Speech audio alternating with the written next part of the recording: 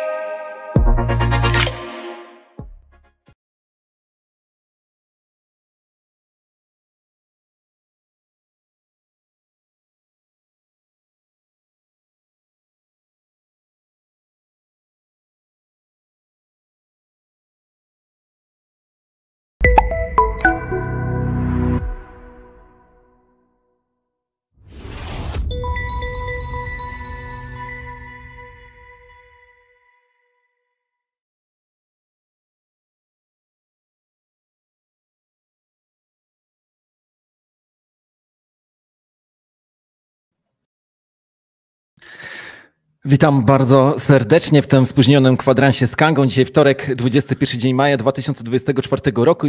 Imieniny obchodzą Pudens i Ryksa. Za oknem 21 stopni Celsjusza, słonecznie, blok BTC 844410, cena KNG 1,93 USDT, cena cash 290,88 KNG, a to jest kwadrans z Kangą, wydanie 202. Proszę dajcie znać, jak nas widać, jak nas słuchać, skąd nas oglądacie. Czołem, Kamil. Cześć, Sławku. Kamil, jak się nazywa kot wciskający kity? Kitek. KitKat. Bum! Moi drodzy, napiszcie, jak wam się podobał ten suchar, a my przechodzimy teraz do stałej części programu, czyli do dyskusji o rynku. Obudziłem się rano, jedna z pierwszych rzeczy, którą robię, to jest to, że patrzę na cenę i po prostu nie mogę, myślę, że wszyscy, którzy nas oglądają, nie mogę po prostu wierzyć własnym oczom, co tu się znowuż dzieje. No to co tu się znowu dzieje? No od zeszłego tygodnia, po naszym ostatnim kwadransie, mieliśmy, no cena wahała się od $61,000. Następnego dnia już wskoczyliśmy na $66,000, tak? No i później w następne dni ruchy w kanale 64,5, 66,5, no aż do wczoraj, kiedy tutaj dziwna rzecz się wydarzyła, no i wskoczyliśmy na ponad $70,000, tak? Za jedną monetę Bitcoina. No i w ciągu ostatnich 24 godzin jesteśmy 6,6% na plus, co do samego Bitcoina.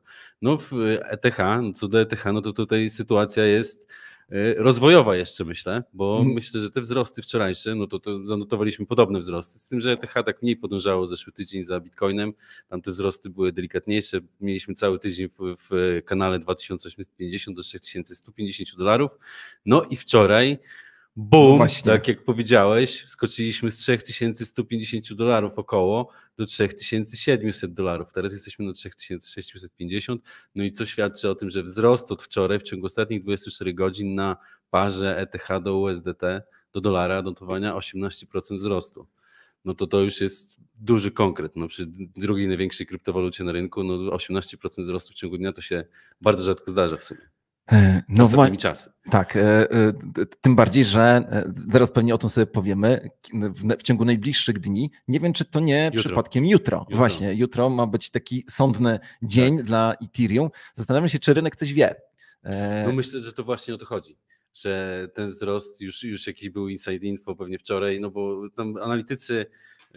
Powiedzmy dla tych, którzy nie wiedzą, o co chodzi, jutro ma być wydana albo nie wydana zgoda na otworzenie funduszów ETF opartych o Ethereum. Tak. Dla jednego albo dwóch funduszy, tam kilka innych jest więcej. Tak, ale dla nich termin jest przesunięty, natomiast mówi się, że albo SEC powie wszystkim dziękuję, do widzenia. Tutaj pracujemy w tej chwili nad tym, żeby przywalić wszystkim kryptowalutowcom i żeby was zniszczyć, albo opcja numer 2, dadzą wszystkim zgodę, wszystkim tym funduszom, które złożyły wniosek, nawet tym, które mają jeszcze czas. Tak. No i właśnie, no bo jakbyśmy spotkali się tydzień temu, 2 tygodnie temu, 3 tygodnie temu, to byśmy powiedzieli, że raczej rynek zakłada, że ta zgoda nie będzie wydana właśnie w maju. O to chodzi. I dlatego ta cena Ethereum tam trochę nam się pełzła, że tak powiem. Tak. A tutaj taka ściana do góry. No tutaj wczoraj dostałem info od naszego tutaj wróżbity kangowego, od Łukasza oczywiście. Dostałem informację wczoraj, tutaj takiego tweeta mi wysłał Erika Balchunasa, który jest senior ETF analyst for Bloomberg. No i on tutaj powiedział, że zwiększają wczoraj szansę na przyznanie tych ETF-ów z 25% do 75% i właśnie to, co powiedziałeś, ostatnie tygodnie wszyscy zakładali, że będą odrzucone, no ale wczoraj były jakieś tutaj dane, które no skłoniły do zmiany podejścia do tego, tak? Czyli szanse na to, że wydadzą jest już 75%, czyli wszyscy wczoraj się podejrzewam obudzili, no i skupują tego ETH. No to można sobie, wiesz, no możemy tutaj dywagować i wróżyć. No myślę, że to, że nie dostanie ten zgody, nie dostaną tego ETF-a, to mieliśmy wliczone w cenę. Ale myślę, że to, że ta zgoda może być, to właśnie nie było wliczone w cenę i to jest to, co pokazał dzisiejszy, no wczorajszy wieczór praktycznie, tak? Tutaj Gienek Foch, Gienek pozdrawiamy, napisał, że według niego to jest pułapka na byki. Też może tak być. No z tym, że wiesz, no dane na giełdach pokazują to, że bitcoina jest coraz mniej. I także no brakuje bitcoina, żeby kupić przede wszystkim, tak? Dużo więcej ETF amerykańskie skupują dziennie w ostatnich dniach bitcoina niż jest wydobywane przez górników. No także te wszystkie wskaźniki no, powodują to, że możemy zakładać, że ta cena naprawdę może iść wysoko. No i właśnie, a propos tego, co się dzieje, bo to są oczywiście wszystko naczynia połączone, no bo mamy większą aktywność ponownie na ETF-ach bitcoinowych. Tak. Ponownie ilość... Od marca największa. Tak, dokładnie. Ilość skupywanych bitcoinów netto przez fundusze istotnie wielokrotnie przekracza to, co w tej chwili produkujemy dziennie. A to z kolei, no właśnie, jaka jest twoja intuicja? Dlaczego tak mocno Bitcoin również tam przybija te wszystkie kolejne poziomy? No to właśnie, mówię, no jak 11 tysięcy ETF-y skupiły 11 188 bitcoinów z rynku. Tak, ale wydaje mi się, że to nie jest przyczyna pierwotna, że to, że ETF-y ponownie zaczęły skupywać bitcoiny, wynika z jakiejś danej makroekonomicznej. No bo oczywiście jak ETF-y skupują, no to wiemy, że cena rośnie. Tutaj chyba były ujawnione dane gospodarki amerykańskiej i ona się dobrze chyba trzyma w tym momencie. Sprawdzałem, w poprzednim tygodniu chyba opublikowano dane, znaczy wysokość inflacji za kwiecień i było 0,1 punkta procentowego mniej niż się spodziewano, co generalnie w tej sytuacji, gdzie mieliśmy prawie że galopującą inflację, oczywiście przesadzam teraz, kiedy mówię o galopującej inflacji, ale mieliśmy duże wyzwanie inflacyjne w Stanach Zjednoczonych i na świecie, jest traktowane jako bardzo pozytywny prognostyk. A to może oznaczać, że zgodnie z zapowiedziami Fedu faktycznie będziemy świadkami obniżania stóp procentowych, a to znowuż może oznaczać, że kasa będzie ładowana w krypto. Tak, no to widać po innych też, nie tylko po krypto, no widać to na giełdzie amerykańskiej, która też jest do przodu w ostatnich dniach. No widać to po srebrze, które teraz bije jakieś rekordy kolejne. No, wszystko, w co można zainwestować, teraz ludzie wydają pieniądze. No to teraz okres jest taki, że myślę, że będzie tylko szło do góry. No to jeden rabin powie tak, drugi rabin powie nie. No ale my jesteśmy entuzjastami. My jesteśmy entuzjastami zdecydowanie, tym bardziej, że no tak jak mówię, no 11 188 bitcoinów z rynku skupiły ETF-y w ciągu od 13 do 17 maja, a w tym czasie produkcja była tylko 1800 bitcoinów. Tak. To czyli jesteśmy 6 razy większy popyt mamy na samych ETF-ach na bitcoina niż jest wyprodukowane. No to dziwne byłoby, gdyby ta cena nie rosła. Tak? No tak. Kto wie, może jutrzejszy dzień przejdzie do historii. Myślę o tej zgodzie SEC-u na ETF i Ethereum. Wiadomo, bardzo niektórzy, którzy grają na Ethereum, bardzo by tego chcieli, no ale mamy w tej chwili właśnie niesamowitą sytuację, no bo i Bitcoin i Ethereum ramię w ramię, tak możemy powiedzieć, idą, a to przecież nie wszystko. Zaraz będę chciał wspomnieć o Solanie, czy nawet o takim Linku, który wczoraj też odnotował jakieś tam niesamowite wzrosty. No dzieje się, raczej wszystko się pali na zielono. Zresztą myślę sobie, że to całkiem niezły moment, żeby pokazać coś, co pokazujemy raz na jakiś czas. Jest taki plik, który nazywa się Bitcoin zawsze czy ciągle królem. Kanga na fali, niech mi się tylko tutaj dane załadują, bo chciałem pokazać, jakbyśmy wyglądali w tym eksperymencie, gdybyśmy każdego dnia inwestowali po $1. Uwaga, w tej chwili będę próbował udostępnić ekran. Udostępnij. O mamo, co tu się dzieje u mnie? Tutaj Roland, widzę, dodał fajny komentarz, żeby nie było jutro sell the news. No to tak może też być. Z tym, że no tutaj wszystko wskazuje na to, że to nie było takie chwilowe wahnięcie, czyli coś, jakieś podstawy te wzrosty mają. Nie wiem, czy widać mój ekran? Widać. Dobra, no to znamy ten eksperyment, bo mówimy o nim cyklicznie, ale już dawno o nim nie mówiliśmy. Przy dzisiejszych cenach, gdybyś zaczął inwestować w Bitcoina od początku tego roku, byłbyś codziennie stałą kwotę, byłbyś na plus 21%, na Ethereum tylko 6%. Dlatego, że Ethereum faktycznie miało ten spadek, który natomiast być może jutro ta wartość się zmieni na korzyść Ethereum. Natomiast bardzo mi się podoba ten eksperyment, który zrobiłem, ETH BTC. Kiedyś więcej o nim bym powiedział, to jest 3. wiersz.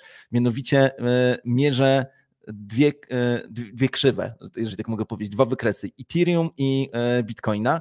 I oczywiście mierzę też średnie kroczące. Jeżeli jest złoty krzyż dla Bitcoina, no to skupuję tylko Bitcoina za $2 w tym eksperymencie, a jeżeli jest Gwiazda Śmierci, to skupuję Ethereum za $2, czyli albo to, w zależności od tego, które wobec siebie zaczyna dominować. No i zobacz, jakie wyniki byśmy osiągnęli. To jest ciekawe, że prawie zawsze są to wyniki bardzo bliskie temu wygranemu, no bo spójrzmy sobie na 2020 rok, ci, którzy postawili wtedy na Ethereum, a nie na Bitcoina, jeżeli ktoś miał albo stosował dychotomię, to gdyby zastosował tą metodę Ethereum-Bitcoin, czyli kupowanie na zmianę według tego modelu, o którym powiedziałem, no to nie osiągnąłby 303% zysku, ale 289%. Hej, zobacz, o ile ograniczamy karę w stosunku do kupowania tylko Bitcoina od 2020 roku, gdzie mieliśmy tylko, uwaga, kiedy mówię tylko, to oczywiście w takim gigantycznym, ciężkim cudzysłowie byłoby to 214%. Oczywiście zawsze musimy to powiedzieć, bo jesteśmy złośliwi, a podobno złośliwość jest cechą ludzi inteligentnych. Spójrzmy sobie na złoto. Gdybyśmy inwestowali od 2020 roku w złoto, to byśmy byli dzisiaj na plus całe 30 punktów procentowych. Także tak to wygląda. Natomiast przyznaję, że Solana tutaj kłuje w oczy i o tej Solanie będę chciał jeszcze coś powiedzieć, ale przestaję udostępniać i myślę sobie, że moglibyśmy zrobić krótką przerwę na omówienie newsów kangowych, tym bardziej, że mamy gościa, który pewnie chciałby powiedzieć, co takiego się dzieje, więc myślę, że możemy powiedzieć to słynne zawołanie Halo Warszawa. Halo, centrala, pozdrawiam serdecznie. Słuchajcie, dzieje się bardzo dużo. Muszę powiedzieć, że wczoraj, powiem tak trochę zabawnie i bardzo potocznie, łopatą przerzucaliśmy projekty na ciężarówkę, dlatego że złożyło się tak dużo zainteresowanych projektów, żeby zrobić na kandze AIO, że naprawdę nie wiemy już, gdzie wiązać koniec z końcem. Sporo przemeblowania, dużo się dzieje na blockchainie Base i z Base'a mamy spore zainteresowanie, więc chciałem od razu tutaj wszystkich zachęcić, żeby zapięli pasy, bo przed nami jest bardzo gorący początek lata, koniec wiosny i początek lata. No i już najbliższe AIO jest w piątek tym razem i to będzie amerykański projekt Play2, który postawił sobie bardzo ambitne zadanie, żeby stworzyć taki most między Web 2 a Web 3, czyli bardzo popularnie się mówi, Web 2 to są tradycyjni użytkownicy internetu, tradycyjni gracze, którzy układają pasjanse w kolejce do lekarza, grają w jakieś takie proste gierki, zbijając asteroidy, małym samolocikiem latając, czy tam rakietą kosmiczną. Wiecie, takie bardzo popularne gry, w które gramy tak na poczekaniu, kiedy gdzieś tam albo jedziemy, albo czekamy. No i oni postanowili stworzyć taką ogromną platformę, na której zaprosili kilkuset deweloperów, którzy bardzo mieli takie twarde warunki postawione przez tradycyjne sklepy, takie jak App Store, czy Google Play, czy takie platformy gamingowe, gdzie muszą oddawać znaczącą część swoich zysków. I postanowili stworzyć taką platformę, gdzie zarabiają i twórcy, i gracze, którzy stejkując tokeny otrzymują nagrody, zdobywają nagrody na turniejach, w prostych grach, które można grać, jak to się mówi, versus environment, czyli gramy z grą, albo gramy z drugim graczem, albo z grupą graczy. No i Play2 jest takim rozwiązaniem, który nie tworzy po prostu jakiejś tam strony, na której można wejść i sobie pograć, tylko cały ekosystem, w którym taką całą wielką społeczność ludzi, którzy grają albo nałogowo, w cudzysłowie, albo regularnie, albo okazjonalnie, albo od czasu do czasu, prostu z twórcami, którzy na całym świecie, od Stanów do Azji, produkują gry, piszą bardzo ciekawe programy, ale to wszystko w pewnym takim sosie oczywiście blockchainowym, z rozwiązaniami DeFi, gdzie będzie można również stakeować i zarabiać nagrody, z elementami DAO i tak dalej. Bardzo ciekawy projekt, przyszedł do nas ze Stanów Zjednoczonych, będzie miał 2 rundy u nas, bardzo małe, bardzo niewielkie, ponieważ oni są już praktycznie na progu startu i na progu sprzedaży swoich tokenów na innych launchpadach. U nas będą mieli taką małą rundę prywatną i trochę większą rundę publiczną za kilka dni, natomiast jakby warunki są bardzo podobne, natomiast runda prywatna ma dużo korzystniejszą cenę, więc dla tych, którzy lubią łapać dobre okazje, to zapraszamy, a już na najbliższe 2 tygodnie szykujemy dla Was naprawdę wystrzałowe, dodatkowe oraz listingi, bo to też warto chyba wspomnieć, że już niedługo listing Love Monster, mieliśmy to IO niedawno, też bardzo ciekawy projekt, niedługo będzie się u nas listował i jeszcze kilka innych ciekawych listingów, ale to może na razie sobie zachowamy w tajemnicy. Jacku, jak myślisz, jaka jutro będzie decyzja SEC-u? Jak ci podpowiada twoje serce i twoja intuicja? To znaczy, ja staram się intuicją nie kierować, bo intuicja potrafi być złudna i wprowadzać czasami w tak zwane maliny z uwagi na to, że intuicja nam podpowiada to, co byśmy chcieli usłyszeć. Natomiast powiem Wam, że ja do tej pory uważałem, że nie będzie tych FTF-ów. Natomiast wydaje mi się, że są 2 czynniki, które wskazują, że to się może wydarzyć. Po pierwsze, CoinDesk, dość takie wiarygodne medium kryptowalutowe, podało informację, że SEC poinformował giełdy o tym, żeby zaktualizowały swoje dokumenty pod ewentualne fundusze ETF, więc to wskazuje na to, że coś jest na rzeczy i ta informacja spowodowała ten wystrzał na Ethereum, tak się przypuszcza, bo tylko dlatego Bloomberg podniósł szacunek z 25 na 75%, więc jest jeszcze jedna informacja, która się pojawiła, która gdzieś wyczytałem ją, nie potrafię w tej chwili przytoczyć źródła, ale to gdzieś w nocy mi przemknęło, że SEC zwrócił się do giełd, żeby wstrzymały się ze stakingiem ETH, bo to ma być warunek dopuszczenia ETF-ów. SEC ma duże zastrzeżenia do stakingu. Wiecie, tam się toczy ta debata, czy Ethereum to jest security, czy instrument finansowy, czy nie. I tak naprawdę nie wiadomo, o co chodzi. Może chodzić tylko o 2 rzeczy. Albo o ICO, które było w 2015 roku i to mogło być potraktowane jako sprzedaż instrumentu finansowego, albo staking. Te 2 elementy mogą budzić wątpliwości prawne, jeżeli w ogóle jakiekolwiek, to tylko te 2. W związku z tym informacja, która się pojawiła, że SEC poinformował giełdy, żeby się wstrzymały ze stakingiem ETH, może sugerować, że te ETF jednak nadejdą i to może być początek bardzo mocnego wzrostu i tutaj będziemy mieli ETH na szczycie. Dziękuję, Jacku, za twój komentarz i za powiedzenie, czego możemy spodziewać się na Kandze. Życzę tobie wszystkiego dobrego i do usłyszenia w kolejnym odcinku. A my wracamy do naszego tutaj studio. Przeczytam mój ulubiony komentarz, żeby nie było, że nie czytam komentarzy. Może zróbcie wyliczenia, ile inwestor by zarobił, gdyby kupował codziennie od 3 lat KNG. Haha. Ciekaw jestem tego wyliczenia, ile procent pod wodą, a to w końcu wasz token giełdowy. Trzeba przyznać, że jest to jedno z moich ulubionych pytań. Zawsze jak kogoś spotykam, to się pyta, jak tam moja żona, jak moje dzieci i kiedy KNG za $100. Tak. I zawsze wiem, że to pytanie o żonę i o dzieci wcale nie jest takie ważne. Tak naprawdę najważniejsze jest to trzecie pytanie. Chciałem powiedzieć, że ja to rozumiem. Ja to rozumiem, że takie pytania padają i wcale nie jest mi dobrze z tego powodu, że my ciągle poruszamy się w tym sztywnym kanale, ale po prostu chcemy wszystkich zaskoczyć. A ja właśnie przed chwilą spojrzałem, nie zmieniam jeszcze tematu, spojrzałem, ile kosztowała Solana 7 dnia listopada 2021 roku, $259. $259, no nie? Na początku 2023 roku kosztowała mniej niż $10. Okazuje się zatem, że nawet taka Solana, jeżeli miała 26-krotny spadek.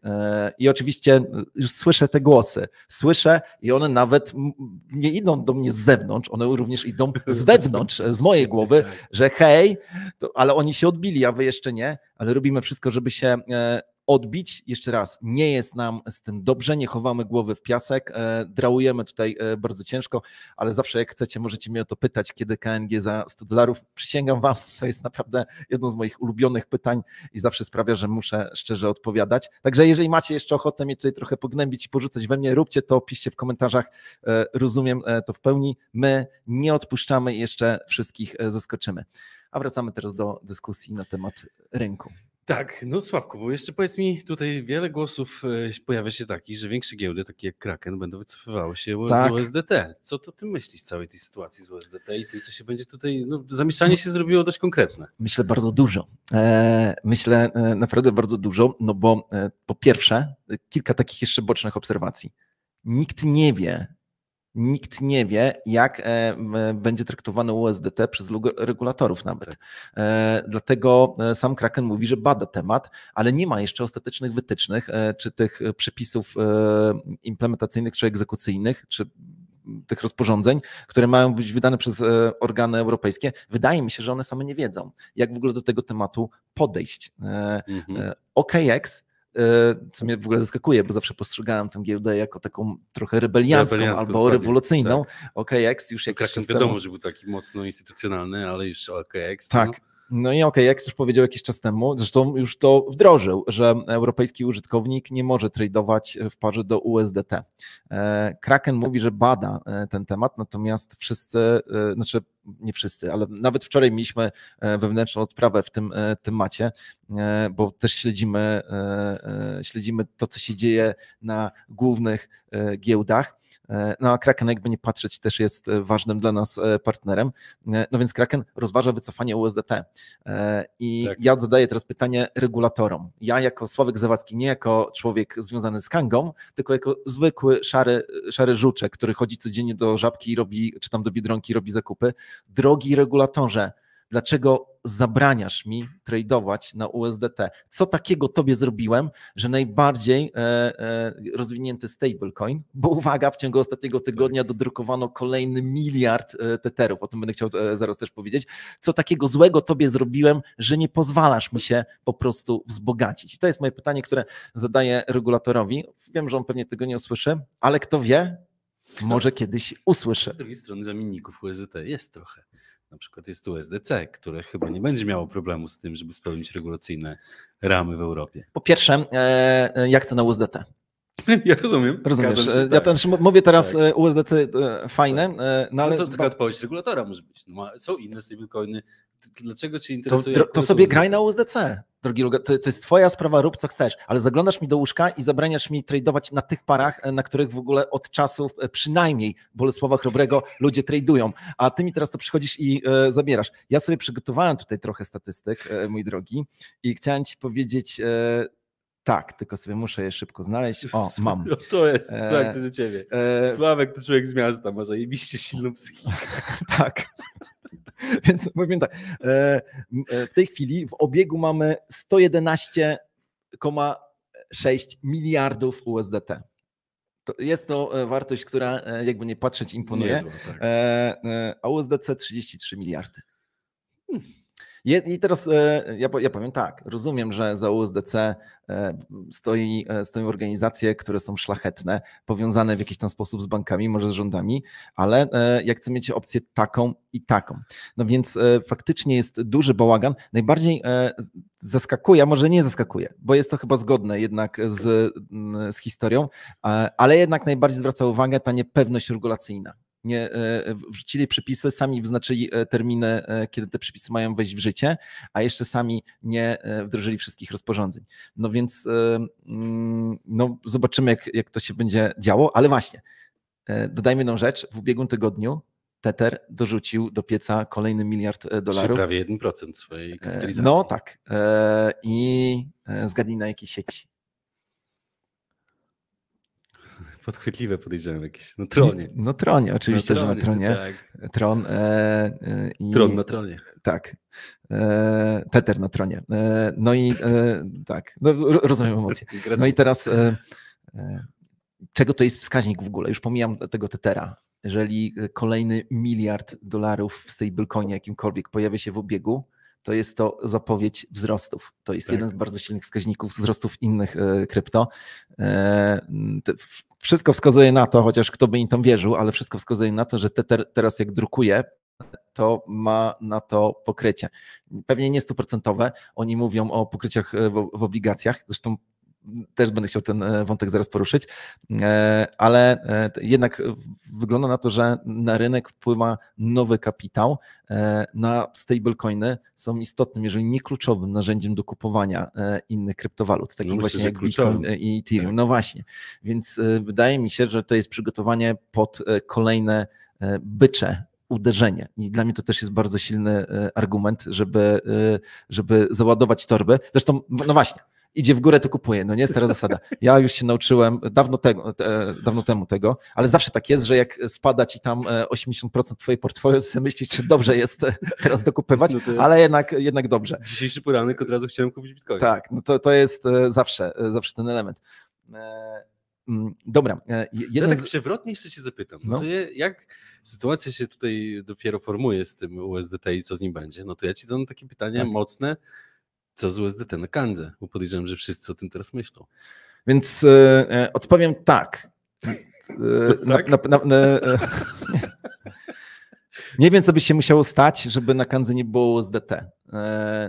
Wyobrażam sobie, że ktoś przykłada na przykład wiertarkę do kolana, czy spluwę do głowy, czy dowiadujemy się o czymś bardzo niekorzystnym. Natomiast nie wyobrażam sobie tego, że jeżeli gdzieś tam ci, co chcą być niepewni, niech będą niepewni. My idziemy jak taran do przodu, chcemy tutaj zmieniać rzeczywistość, więc póki co, i kiedy mówię póki co, to mówię to nie dlatego, że chcę sobie zrobić jakiś setup do wyjścia, natomiast na razie robimy wszystko, żeby USDT pozostało na Kandze i żeby ci ludzie, którzy chcą tradeować sobie w Tetherze, żeby mogli to właśnie robić na Kandze. Tu się pojawiło bardzo dużo komentarzy ciekawych.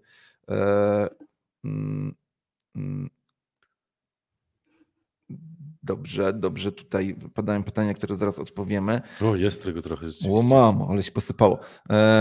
Może DAI, myślimy o tym, żeby dodać DAIa. To pojawiło się takie pytanie. No ale pamiętajmy o jednej rzeczy, że dodanie do giełdy nowego stablecoina to nie jest dodanie jednej pary, tylko w gruncie rzeczy to jest multiplikacja tych wszystkich par. No więc tak właśnie to wygląda. I te wszystkie pary muszą być płynne też, żeby ludzie tak, oczywiście, więc trzeba utrzymać płynność, tam market making, czy zadbać o to wszystko, więc dla giełd generalnie jest to wyzwanie. Ale idźmy dalej. Ktoś z Tethera, ktoś bardzo, bardzo mądry, zaraz powiem kto, bo wyleciało mi jego nazwisko z głowy. Markus Haggis, chyba tak się czyta jego nazwisko, czyli to przepraszam, to nie był ten gentleman, to był ktoś inny. Uwaga, nieważne. W każdym razie wiesz o tym, że Tether trzyma teraz swoje zabezpieczenie w obligacjach skarbowych. Tak. Co w ogóle jest pewnym hachmentem, o którym rozmawialiśmy już jakiś czas temu, ale bardzo mi się spodobało ostatnie uzasadnienie, które przeczytałem. Dlaczego w obligacjach skarbowych, a nie we fiatach? Dlaczego? Dlatego, że trzymanie swojej kasy albo kasy, która stanowi zabezpieczenie w jakimkolwiek banku jest nieodpowiedzialne. Bo skąd wiesz, czy ten bank nie upadnie? I taka była ich odpowiedź. I mówią, lepiej trzymać w obligacjach skarbowych amerykańskich. Nie szansa, że gospodarka upadnie, niż że banki upadną. Tak. Jest to też takie trochę zagranie komuś na nosie. Jak najbardziej. No ale $111 miliardów piechotą nie chodzi, więc powiedzmy, że to rozumiem. No i trzeba jeszcze... Mieli bardzo dobre wyniki finansowe w zeszłym kwartale. Tak, między innymi dlatego, że część tych obligacji została upłyniona. Jakby zapadł ich termin, kasa wpłynęła, no i Tether sobie nieźle żyje. Także pamiętam, jak byli tacy, ja chyba sam się do nich zaliczałem, którzy w 2021 i 2022 roku mówili, że to są być może ostatnie miesiące Tethera, ale cóż, z Tetherem należy się przeprosić, pocałować w pierścień i iść dalej. No pamiętam, jak siedzieliśmy w Spaces i obserwowaliśmy na żywo, to były nawet chyba AMY mieliśmy wtedy, w tamtym czasie. To była AMA? Mieliśmy jakieś na żywo jakiś show, pamiętam wtedy. I przygotowywaliśmy się do tego i faktycznie patrzyliśmy, jak nastąpił depek Tethera. I trwało to kilkanaście minut. Tak. Ale obronili się. Ale gorąco było wtedy. Tak, no było gorąco, było. Tak. No. Także to nie pierwszy raz, kiedy Tether już jest na językach wszystkich i ma zaraz upaść. No, wygląda na to, że jeszcze z nami zostanie, także ja jestem jak najbardziej za, no bo oni tutaj są właśnie takimi trochę rebeliantami, można powiedzieć, nie? Stablecoinów na świecie. Tak, no tam problem jest, ale tak, to też są rebelianci. Wyzwanie polega na tym, że historycznie prawdopodobnie w pewnym momencie oni naprawdę nie mieli dużej ilości pokrycia, drukowali pieniądze. Taka jest teoria, jak było do końca tego. No tam było zamieszanie chyba z FTX-em wtedy, tak? Nie pamiętam, czy to chodziło o FTX, o Lunę, że oni właśnie najwięcej było wydrukowanych tetherów chyba w czasie wtedy, kiedy FTX miał najgorsze dni. No ten fundusz, tak. Jak on się nazywał? Alameda, tak. Alameda zamawiał najwięcej tetherów. Najwięcej tetherów. Tak to wyglądało. Dobra, patrzę tutaj widzę taki, ja bardzo lubię te nieprzyjemne komentarze, wracam z uporem maniaka do pytania, czy zrealizujecie, pewnie chodzi o obietnicę, o której mówiliście, do obsługi kilku kont i można mieć w obsłudze kilka kont, obsługuje 2 spółki i swoje prywatne konto, nie jest to nielegalne.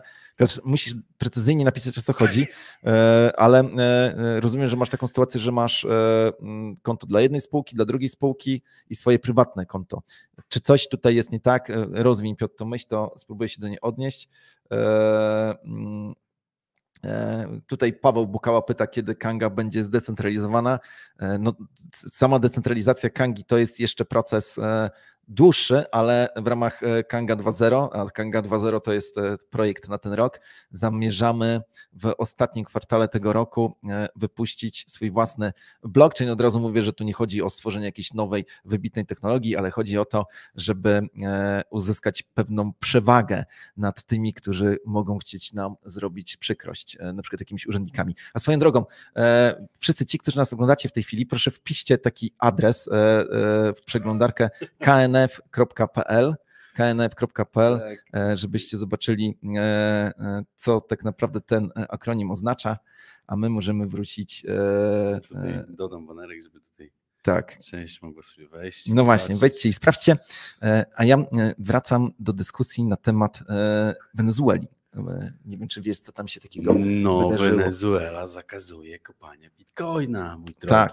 Ale dlaczego? To uzasadnienie jest... No uzasadnienie nie wiem, czy jest takie prawdziwe. Brakuje im prądu. Myślisz, że to rzeczywiście brakuje im prądu? Ja myślę, że mogą to palić z tymi swoimi banknotami. No tak, mają ich tyle, oni mają właśnie tak, mają pewną przewagę w stosunku do nas faktycznie, ale myślę, że Wenezuela faktycznie może mieć problemy energetyczne, a dla państwa, które stoi na skraju upadku, no to problemy no to tak podają już z 15 lat. No nie, no z 10 pewnie myślę, że już podają. No, ale nie śledzę ich tak bardzo mocno, natomiast tam było bardzo źle faktycznie, jeżeli chodzi o inflację, o stopy procentowe, o spadek zaufania do tej lokalnej waluty swego czasu. No, ludzie się tam ratowali w ten sposób, że oddolnie poszło zainteresowanie właśnie bitcoinem, rozliczanie się w bitcoinie. Pamiętam, że rozmawialiśmy o tym chyba z 2 lata temu.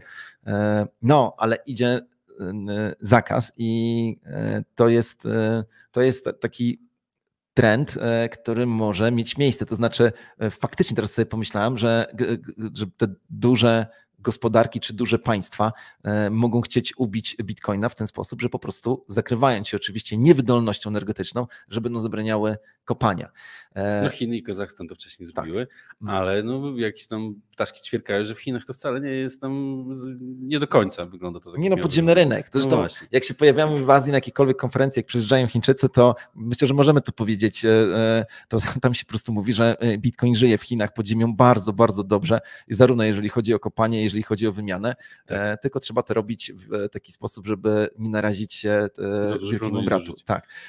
Swoją drogą, no przecież ten ETF w Hongkongu, który jest bitcoinowy i etheriowy, ma umożliwiać zakup jednostkom wszystkim obywatelom z dużych Chin.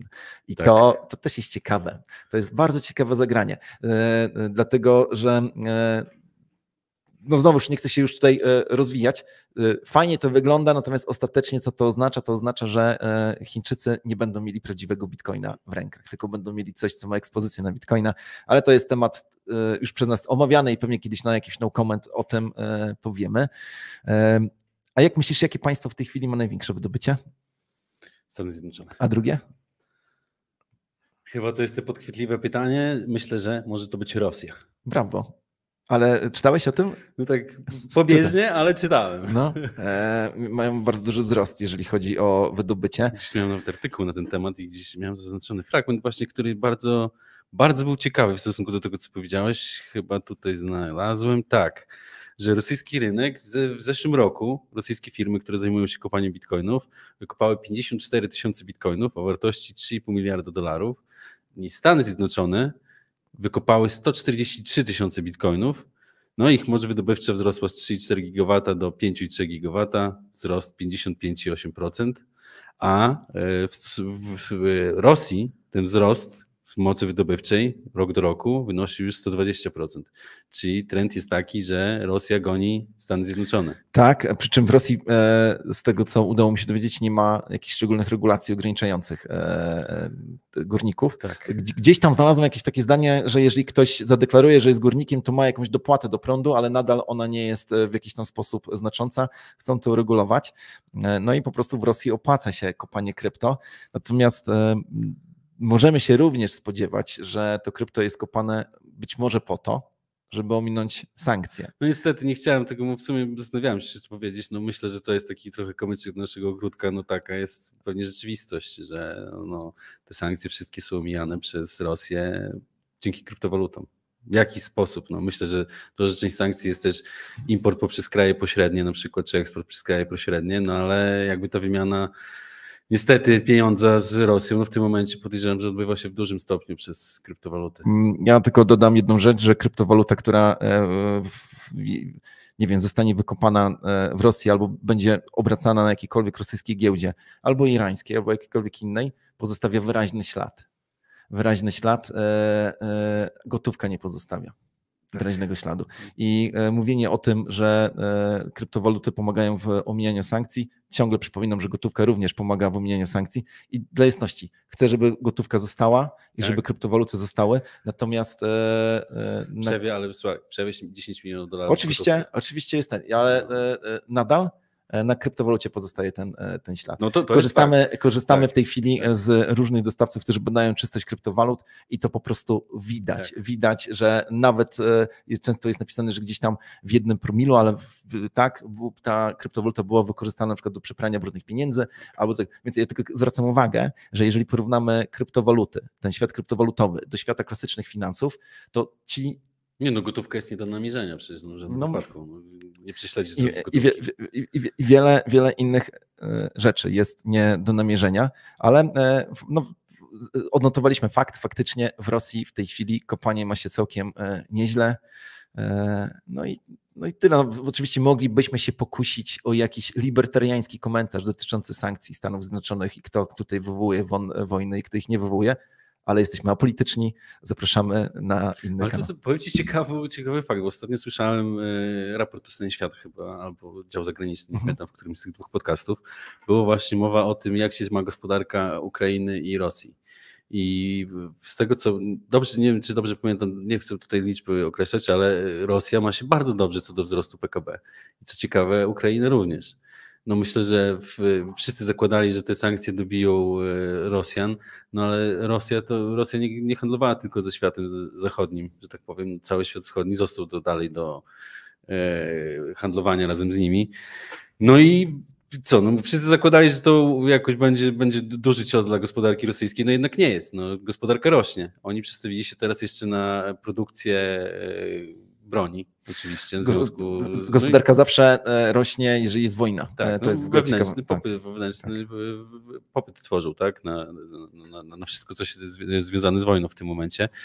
No i tutaj jeszcze też taki nieciekawy fakt słyszałem, już jak jesteśmy przy Rosji i reszcie świata, że Rosja produkuje 10 razy dziennie więcej amunicji artyleryjskiej niż Europa.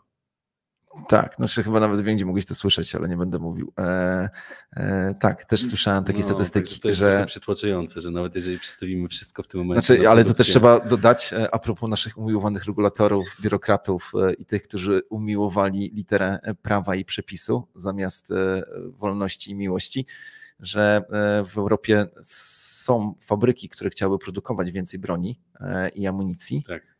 ale regulacje im zabraniają. Tak. I A w Rosji wiadomo. A w Rosji tak. W Rosji Dzisiaj, tam za ciosem. Dzisiaj Także robimy puszki, jutro robimy artylerię. Tak, znaczy no, więc jeszcze raz dziękujemy wszystkim regulatorom. Tutaj mamy pytanie od Roberta Z. Cześć, kiedy będziecie na konferencji w Doncaster? Piątek czy sobota? W sobotę na pewno W będzie. sobotę na pewno, jesteśmy w piątek, to się jeszcze okaże. No bo właśnie, słuchajcie, zapraszamy wszystkich tych, którzy chcieliby nas zobaczyć do Doncaster. Z tego co mi wiadomo, bilety jeszcze zostały. Będziemy mówić ponownie o tym, o czym mówiliśmy na NBX-ie i na Cryptosphere, o cykliczności, ale znowuż dodamy coś nowego, coś od siebie, czego wcześniej nie było. No i dla tych, którzy nie słyszeli naszej prelekcji o cykliczności, to dodam, że my naprawdę podajemy, kiedy będzie kolejne ATH.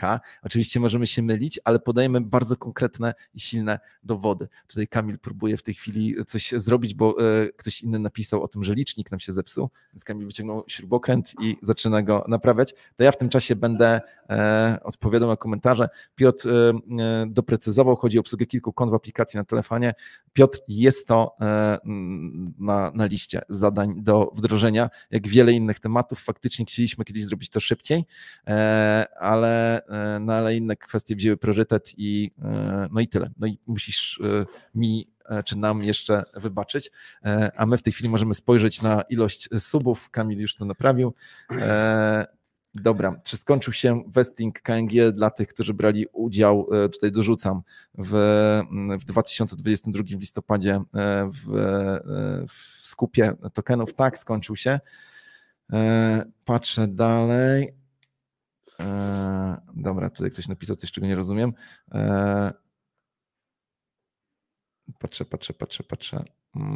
O, tutaj jakiś skamer wszedł. Dobra, tego tak, nie będę czytał. Już go tutaj pozbyłem się. Pojawiło się pytanie o Monero. Faktycznie zadaliśmy takie pytanie w zeszłym tygodniu, czy warto dodać Monero do Kangi i mamy taką ambicję, natomiast zrobimy to tak, żeby nie wkurzać naszych przyjaciół z odpowiednich urzędów, ale jest to na tapecie. A swoją drogą nowa funkcjonalność czeka na wdrożenie i też chciałem was zapytać o komentarz.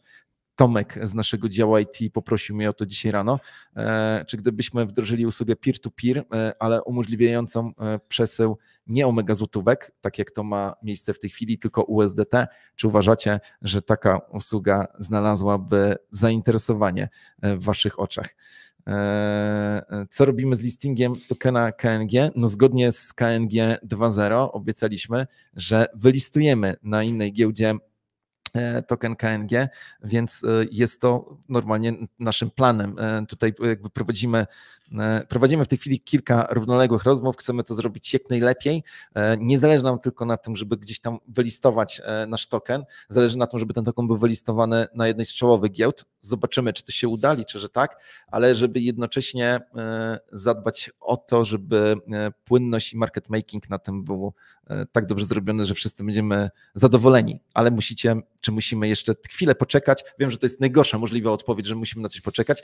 Nie, najgorsza jest, wiesz co jest najbardziej wkurzające? Follow the news. Nie, follow the news tak, to wychodzi w ogóle poza kanon, ale najgorzej jest, jak ty po prostu już czekasz na coś, a ktoś ci mówi, musisz się uzbroić w cierpliwość. I wtedy sobie myślę, to jest tylko 25 lat. 25 lat i wyjdę na wolność. No nie, taka kalkulacja szybka. Tak, no ale uzbierałem się w cierpliwość. Dobra. No to już jesteśmy przy takich tematach lifestyle'owych trochę. Tak. Czy ty wiesz, co jest jutro? Co dzień? Tutaj zadam ci pytanie, nie wiem, czy wiesz. Mogę nie wiedzieć. No. Ciekawy. Nie wiesz? Bardzo ważna rzecz dla Bitcoina. Myślę, że... Pizza Day? A ty, łobuzie. No tak, Pizza Day. No obchodzimy jutro rocznicę kolejną wydania $10,000 za 2 pizze, które teraz kosztowałyby ile? 700 milionów dolarów za 2 pizze, także $350 jednego placka. No i tutaj w związku z tym mamy taki konkursik mały, w związku z tym również, że uruchomiliśmy naszego Twittera po polsku, także zapraszamy, Kanga Polska. Można tam wziąć udział w konkursie, wystarczy dodać komentarz i opisać swoją pizzę, gdzie składnikami są kryptowaluty. I będziemy wybierać wśród osób, które dodadzą swój komentarz, no wybierzemy zwycięzcę i wysyłamy jutro, zamawiamy dla nich pizzę w związku z tym. Dla pierwszej osoby, która zrobi to najbardziej kreatywnie, wyślemy 3 pizze i 21 tokenów KNG, dla drugiej 2 pizze i 21 tokenów KNG i dla trzeciej 1 pizza i 21 tokenów KNG. Także zapraszamy wszystkich na nasz profil na Twitterze Kanga Polska. No, budujemy go teraz od podstaw w sumie, bo mieliśmy tylko angielski, ale tutaj zdecydowaliśmy, że fajnie by było komunikować się bezpośrednio przez Twittera z polską społecznością. Także zapraszamy na nasz profil. Głosy oddane na innych profilach naszych niestety się nie liczą. Trzeba wejść tam na Kanga Polska na Twitterze, dodać komentarz pod postem o pizzy. No i liczymy na kreatywne odpowiedzi. Kto z Was tutaj wrzuci fajną odpowiedź, no możesz liczyć na to, że postawimy mu jutro pizzę. Nie będzie to pizza za $700 milionów, no ale myślę, że będzie równie smaczna. Wy wybieracie, gdzie ją zamawiamy. Najlepiej jakby to była oczywiście miejscówka, w której jest przyjmowany Kanga Pay. No ale tutaj jeszcze troszkę nam miejsc brakuje, żeby wszyscy mogli sobie tam zamówić pizzę. Tak, tak jest. Ktoś się zapytał, jak tam kangury w zoo. Kangury mają się bardzo dobrze, teraz wraca okres wiosenno-letni, właściwie już jest, więc będziemy pewnie na nowo je promować, ale każdy, kto przejdzie się w Oliwskim Zoo i dojdzie do kangurów, to znajdzie tam tabliczkę, że są one wspierane czy utrzymywane przez Kangę. Kanga i Cash. Tak. Swoją drogą mogę powiedzieć, jaką tą kija miałem, ale dobra, to kiedy indziej. Jeszcze jednej rzecz mieliśmy powiedzieć, tak. Bo mamy parę WBTC do BTC. No to opowiedz o tym. No mamy zwrapowanego bitcoina na Kandze, którego można u nas stejkować. Tak jest staking WBTC, więc to w ogóle zawsze mnie zastanawiało, jak można stejkować bitcoina. Zawsze nie teraz, ale kiedyś, jak wchodziłem tutaj w arkana kryptowalut, no i okazuje się, że umysł kryptowalutowca nigdy nie znajdzie żadnej granicy, a zatem faktycznie mamy staking WBTC i w ogóle rozwijamy działkę stakingową. Dzisiaj Jacek o tym za dużo nie mówił, ale staramy się robić tak, żeby były i nowe stakingi, nowe zbiórki, nowe airdropy, bo też tutaj padło takie pytanie. Staramy się negocjować z tymi projektami i wchodzić coraz bardziej, być pewni swojej pozycji. Każda udana zbiórka, nawet na małą kwotę na Kandze, sprawia, że jesteśmy bardziej zauważeni na świecie i możemy rozmawiać z większymi projektami i być bardziej stanowczym wobec tych większych projektów, no bo taka jest nasza w tej chwili strategia. Bardzo często jest tak, że gdzieś tam jakieś projekty odpalają się na jakichś wielkich launchpadach, no pierwszym, drugim, a my jesteśmy tym trzecim ciągle średnim, ale niedługo będziemy dużym, więc jest to proces, który postępuje. To, co powiedział Jacek, czyli to, że nam w tej chwili znowuż wpadło dużo projektów, ja tylko zwrócę uwagę, że mieliśmy jakiś czas temu kalendarz na każdy tydzień i jak przyszedł na chwilę zimny rynek, no to projekty nabrały wody w usta i to też było widać na launchpadach. Mocno widać, nie? Że oczywiście te wszystkie projekty zatrzymujemy wszystko, co się dzieje i czekamy na lepszy czas. Tak i oczywiście, no bo to jest też do zrozumienia, no jeżeli idzie w górę, to kupuje, no to w takim momencie wchodzi się na rynek, no bo wtedy wszyscy myślą, że to już będzie tylko lepiej i będzie bardzo kolorowo. Tak. Tutaj widzę komentarz od Pawła. Mieszkam za granicą, pizzę wysłać byłoby ciężko. Paweł, zamówimy tu pizzę w okolicy twojej. Ty wybierzesz pizzerię, my zamówimy i za nią zapłacimy. Także bierz udział w konkursie, jak najbardziej warto. Myślę, że szansa jest duża. Chciałbym wrócić jeszcze do jednej kryptowaluty, która od kilku tygodni jest na Kandze, do Solany. Wszystko wskazuje na to, że może ona dobić do tych $200. Czytałem różne opinie, to oczywiście nie jest porada inwestycyjna, to jest porada koleżeńska, ale jakby nie patrzeć, Solana daje naprawdę niezłe wyniki. No i w ogóle cały ten ekosystem Solany wydaje się bardzo ciekawy. Zdecentralizowane finanse, czyli DeFi oparte o Solanę, gonią, jeżeli chodzi o wolumen, gonią naprawdę Ethereum. I zastanawiam się, kiedyś rozmawialiśmy o tym, czy drugie miejsce zostanie kiedyś zdetronizowane. Mówię o drugim miejscu w świecie kryptowalut, czy Ethereum zostanie przez kogoś pokonane. Jak myślisz, czy... To jest głęboka myśl, powiem ci, bo... Dziękuję. Proszę.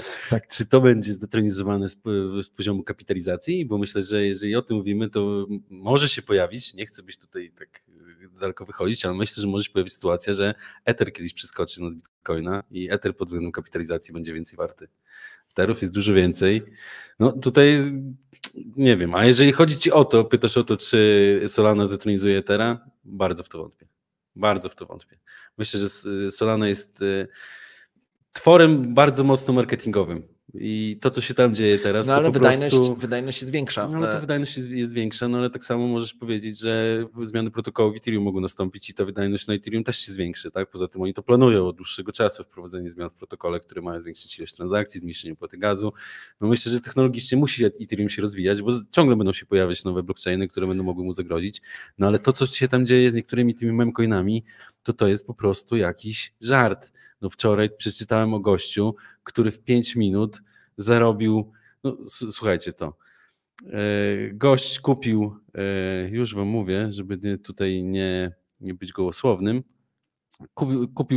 zamienił 9 Solan o wartości $1470 na 1238 Solan o wartości $202 000 w 5 minut. No to, kupił memcoina przed samym wystrzałem, no tutaj to czy nie wiem, i tak się robi biznes. Tak, nie wiem jakie miał informacje, no ale podejrzewam, że miał dobre informacje, no bo kupił token Tobi, który od razu po tej transakcji zaczął rosnąć i sprzedał te Tobi za 1238 Solan dosłownie kilkanaście, no nie wiem, nawet kilka minut później, tak? I to analitycy wychwycili ten ruch na blockchainie, także no słuchaj, no to tutaj te rzeczy to się działy z CryptoKitties na Ethereum 6 lat temu. No tak. Aż się zapchało wtedy przecież. No dobra, znaczy ciekawe. Ale jaki jest twój punkt widzenia co do Solany? Czy ona ma szansę zdetronizować teraz? Nie, no to ja tobie zadałem to pytanie, bo ja sam nie wiem, ale śledzę, patrzę w tej chwili na statystyki. Teraz ten dzisiejszy dzień jest trochę skomplikowany, bo wszystko poszło gwałtownie do góry. Tutaj, kiedy patrzę na telefon, to nie czytam wiadomości, tylko mam tutaj takie swoje podsumowania różne. Sam link, to jest w ogóle bardzo ciekawe, no nie? W ciągu ostatnich 7 dni do prawie 25% poprawy. No nie skupuję linka w ogóle. Ethereum 25%, ponad 25%. Solana 24%. Ale mam takie przekonanie, że gdyby nie te pozytywne wydarzenia, które miały miejsce teraz na rynku, to Solana nadal by miała bardzo dobre wyniki za poprzednie 7 dni, a Ethereum, Link i te jakby inne pozostałe niekoniecznie. Ale to właśnie w związku z tym, że jest bardzo duży marketing teraz na projektach solanowych. No tych jakichś memcoinów się pojawia dużo. No i takie właśnie newsy, które ja teraz przekazałem, że ktoś zarabia w 5 minut milion złotych, to powoduje to, że większość tych ludzi teraz zwróci oczy na Solanę i pomyśli, no owczy pęd, tak? Będziemy teraz próbować zarobić miliony na memcoinach i myślę, że kolejny wysyp memcoinów przed nami. Dobrze.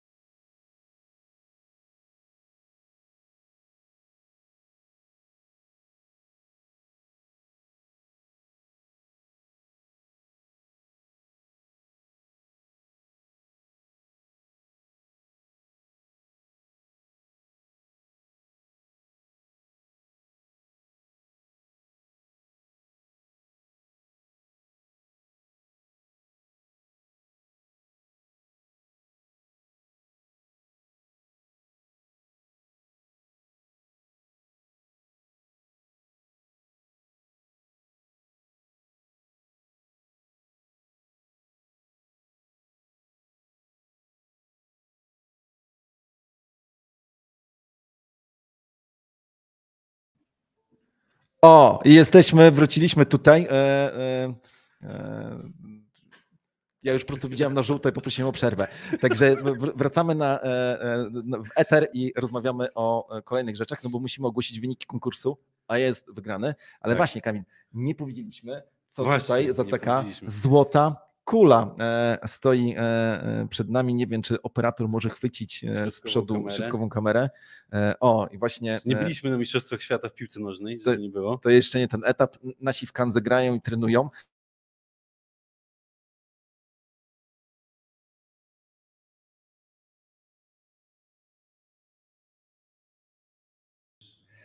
Moi drodzy, nie wiem, co się dzieje, ale tutaj nasi operatorzy mają problem, więc teraz nadaję bezpośrednio do Was z tej przedniej kamery. Wybaczcie, pokazuję Wam właśnie w tej chwili tą złotą kulę, czy tę złotą kulę i faktycznie jesteśmy dumni, bo zdobyliśmy na NBX-ie pierwszą nagrodę w kategorii najbardziej innowacyjna giełda, kryptogiełda. Jesteśmy fanami NBX-a, to jest nasza 3. nagroda. Tam za moimi plecami pewnie za bardzo tego nie widzicie, ale stoją 2 nagrody z poprzednich edycji. I to jest sprawa numer 1, a sprawa numer 2 jest taka, że chciałbym ogłosić Wam wyniki konkursu. Kamil, chodź. Jesteśmy. Tak, to jest dowód na to, że jesteśmy. Że nadajemy na żywo. Tak. No i chciałem przeczytać wyniki naszego konkursu. W tym czasie może Kamil przypomni zasady. Albo na zmianę przypominajmy, bo one się złożyły już coraz bardziej. Tak. No, podstawowa zasada jest taka, że gramy w to, kto zbliży się najbliżej do ceny Bitcoina w przyszłym tygodniu. Czyli trzeba wywróżyć, przewidzieć. Z godziny 9. Tak, wybrać się w czasie, w podróż w czasie do przyszłego tygodnia, wrócić tutaj, nam powiedzieć, zostawić komentarz pod naszym materiałem. W formacie #KwadranceKango już pokazuję, jak to ma wyglądać, żeby było jasne. #KwadranceKango, numer kwadransa, czyli numer przyszłego tygodnia to będzie numer 203. No i po tym hashtagu dodajemy znaczek dolara i wrzucamy cenę taką, jaką przewidujemy, że będzie w przyszłym tygodniu o 9 rano w parze USDT do Bitcoina na Kanzę. Tak, ciągle w parze USDT, a propos tego, co mówiliśmy wcześniej. No i teraz tak, jest jeden warunek, to znaczy ten, kto będzie najbliżej, wygrywa pod warunkiem, że jego pomyłka nie będzie większa niż $25. Dokładnie. Chyba że zastosuje się pewien wybieg fortel, jak to niektórzy mówią, i doda się drugi komentarz bez ceny na temat, nie wiem, naszej fryzury. Ja dzisiaj już dawno nie byłem u barbera, więc dzisiaj w czapeczce, ale na temat w ogóle czegokolwiek. Może jakiś komentarz rękowy, pochwałę, obraza, nie ma znaczenia. Więc jeżeli dodasz drugi komentarz, to o ile się zwiększa tolerancja? Do $100. Więc gdyby się okazało, że będziesz najbliżej, ale nie zmieścisz się w tych $25, ale dodałeś drugi komentarz, no to wygrywa, znaczy to nadal jesteś tutaj w tej grze.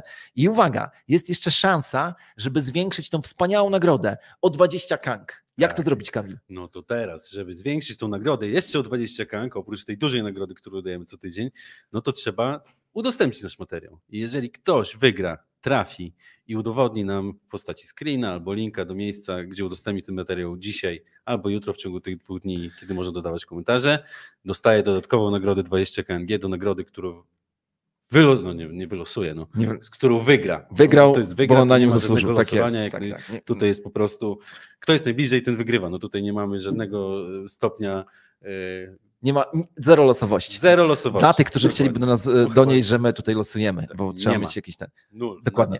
No i teraz ja w ogóle chciałem powiedzieć, że będzie nam szalenie przyjemnie, jeżeli i bez tego udostępnicie nas materiał, wszak walczymy o lepszy świat, walczymy o większą ilość subskrypcji. Dokładnie. I to jest właśnie ten moment, o którym zawsze musimy mówić. Jeżeli jeszcze nie zasubskrybowałeś naszego kanału, to zrób to proszę w tej chwili. Walczymy, tak jak powiedziałem, o inne jutro. Daj dzwoneczek. Widać, że więcej osób, które nas nie subskrybują, nas ogląda regularnie, ale nas nie subskrybują, co jest bardzo smutne. Bo tu bardzo serce pęka. Dobrze, przechodzę do... jeszcze jaka jest wygrana? Tą podstawową nagrodą jest 1/10 łapek w górę. Tak, w tym tygodniu nagroda wynosi 50 kank. Czyli ostatnio było około 500 i 500. Tak. 500 plus. 500. Więc wygrany, który się pomylił o $4. O $4. To jest Łukasz Ernestowicz. Łukasz Ernestowicz podał cenę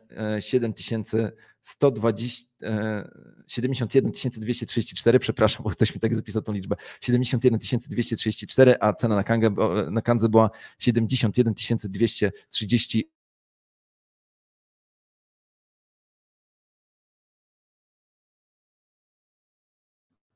Bum, jesteśmy tutaj. Mam nadzieję, że nigdzie nie poszliście. Łukasz Ernestenowicz, gratulujemy, wygrałeś nagrodę i to, co się dzieje tutaj z naszymi kamerami, to chyba istotny znak, że powinniśmy już powoli kończyć. Także Kamil, chyba kończymy, co?